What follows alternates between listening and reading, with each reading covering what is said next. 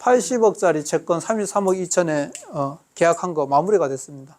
1순위 80억짜리 채권을 저희들이 33.2억에 가져왔어요. 근데 이것도 똑같이 론셀 방식으로 가져왔습니다. 그럼 여러분들이 처음 오신 분들은 막 헷갈릴 거예요. 론셀이 뭐고 채무인수 사후정산이 뭐냐.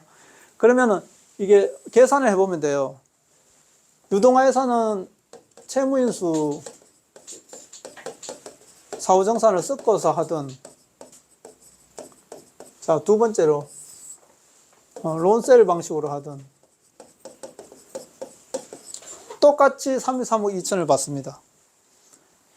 1번으로 하든 2번으로 하든 33억 2천을 받습니다.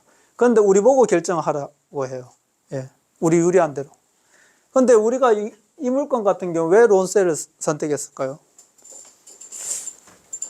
채무인수 사후정산 방식으로 하면 돈은 적게 들어가는 대신에 얘들하고 협상을 해야 돼요. 제가 좀 전에 말씀드렸듯이 입찰 금액이 정해지게 되면 곱하기 1.2부터 1.5까지 가능한데 이 물건 같은 경우 1.25를 한대요.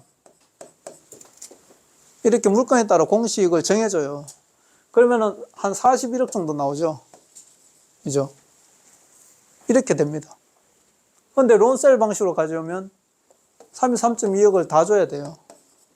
얘들한테 일시불로. 그러면은 질권 대출을 받아야 됩니다. 질권 대출 우리 얼마 받았냐? 이번에 27억을 받았어요. 그러면 얼마 들어가죠? 6.2억이 들어가죠. 실제로 이제 6.2억 들어가고 질권 대출 27억 받고 웰컴 저축은행에 끝났습니다. 예. 그래서 이제 공개를 해드리는 거예요. 끝났기 때문에. 어떤 분들은 그래요. 이거 론셀로 샀는데 다른 사람이 낙찰받으면 우리 소유권 뺏기는 거 아니냐. 이거 대표님, 계산이 틀어지는 거 아니냐. 그래요. 근데 예를 들어서 우리가 이 물건 같은 경우 계산해 볼게요. 60억이 낙찰받았어요. 이제 론셀은 질권 대출하고 우리가 돈을 유동화에 다 줬기 때문에 이런 공식이 필요 없죠. 우리 마음대로 적는 거예요. 그럼 예를 들어서 60억에 적었다. 그런데 누군가가 65억을 적었어. 그러면 우리는 떨어지겠죠. 예. 떨어지면 65억에 낙찰받은 사람이 예를 들어서 대출을 50억 하고 자기 돈 15억 내고 해서 법원에 납부를 했다.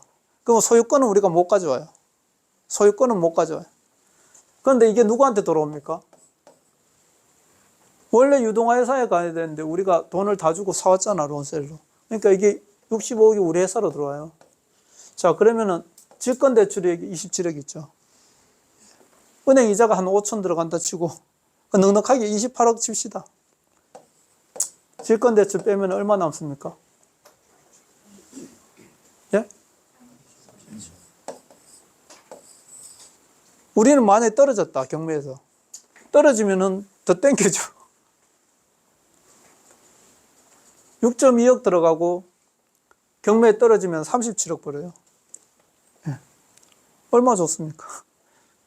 근데 이제 이걸 우리가 이제 거의 제가 말씀드렸죠. 채권을 활용하기 때문에 절대적인 우위에 있다고 했죠. 우리는 경매장에 가면은 편안하게 갑니다. 어차피 낙찰 받을 거니까. 대부분 사람들은요, 가슴을 콩닥콩닥 하면서 꼭 붙어야 되는데 이런 마음으로 가요. 우리는 편안하게 갑니다. 그러면 두 가지를 한번 비교해 볼게요. 우리가 60억을 적으면 대출을 48억 받아요. 그럼 우리가 12억이 들어가요. 그죠? 자, 경매가 끝났어요. 경매가 끝나면 그대로 우리한테 배당이 돌아오죠. 여기서 질권 대출 27억 빼면은 얼마 돌아옵니까? 자, 33억 들어오죠. 자, 33억에서 우리 12억하고 6억 2천 18억. 자, 33억에서 18억, 19억 잡읍시다. 19억 빼면 얼마 남아요? 자, 경매가 끝나면은 이거 80억짜리 채권을 사가지고 경매 끝나면 우리 소유권 가지고 오고 돈 14억 남습니다. 예. 이러면 이제 플랜을 짜놓고 하는 거예요. 자, 근데 만약에 우리가 론셀 방식으로 안 하고 채무인수 사후정산으로 했다. 그러면은 낙찰가가 41억으로 됩니다. 그렇죠. 41억에 80% 대출받아요. 그럼 얼마예요? 약 한 33억? 그럼 얼마 들어가요? 8억? 예. 채무인수 사후정산 방식으로 하면 8억 들어가요. 자, 경매 끝났어요. 1순위 80억짜리니까 41억이 다 유동화 회사로 돌아옵니다. 근데 우리하고 계약이 33.2억이에요. 그럼 얼마 돌려줘요? 7.8억. 자, 채무인수도 괜찮긴 괜찮죠? 8억 들어갔다가 경매 끝나고 7억 8천 돌려받고 이거 상가 80억짜리 가지고 옵니다. 예. 그래서 여기서 수지 분석도 냈는데 수익을 여기서 우리가 이자 빼고 월 1억 이상 만들 계획이 잡혀 있습니다. 이 상가에서. 예. 이걸 이제 진행을 할 거예요. 자, 그럼 마지막으로 이걸 계약했는 거 한번 확인을 시켜드리고 넘어가겠습니다. 제가 공개하는 이유는 론셀로 가져왔기 때문에 공개를 해도 상관이 없어요. 누군가가 우리보다 더 적으면 우리는 그냥 바로 그 자리에서 한 40억 벌어가면 되니까. 자, 산업은행 채권입니다. 우리가 매입한 금액이 33억 2천으로 나와 있습니다.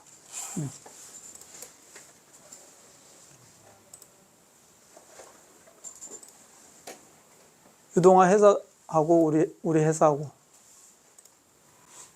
여기 보면은 채권 금액이 나와 있습니다. 58억하고 24억하고 합치면 한 80억쯤 됩니다.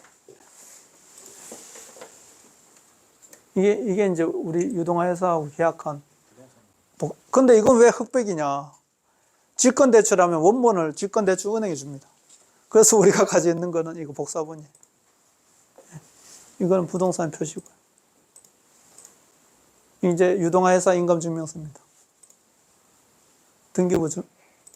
등본이고요. 네. 이거 유동화 회사 계좌번호가 나오죠. 그 다음에 직권대출 우리가 정말 27억을 받았냐? 웰컴저축은행에. 자, 실제로 27억 받았습니다. 80억짜리 채권을 가지고 오는데 직권대출 27억 받고 우리 돈 6억 들어가지고 가지고 왔습니다. 예. 저희들은 이렇게 말로만 하는 것이 아니고 실제적으로 보여드리는 거예요. 저는 처음부터 끝까지 답을 내놓고 움직여요.